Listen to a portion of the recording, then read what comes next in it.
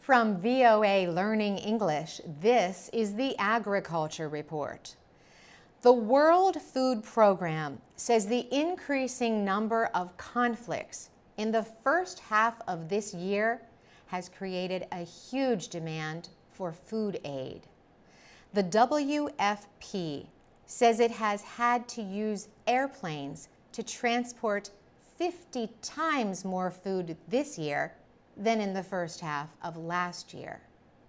The planes drop food into areas that are difficult to reach by land.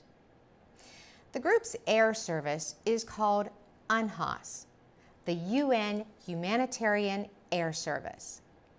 UNHAS planes carry food to people who cannot be reached by roads or rivers. UNHAS has transported about 7,600 tons of food so far this year. The planes have also flown more than 1,000 tons of supplies and equipment to 21 countries for the WFP and other aid organizations. More than 90% of the supplies went to just 3 countries: the Central African Republic, South Sudan, and Syria. Conflicts in those countries have displaced millions of people.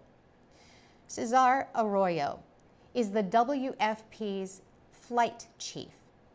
He says more than 3 million people in South Sudan alone are in need of food. He says about half of them cannot be reached easily and need help immediately. Mr. Arroyo also says it is about 6 to 8 times more costly to transport food and other supplies by air than by road. He says it costs $1 billion a year to use emergency transport planes to carry food and other supplies to areas of South Sudan. The WFP official says the situation in northern Iraq is becoming more difficult. The Sunni Islamist militant offensive has displaced many people.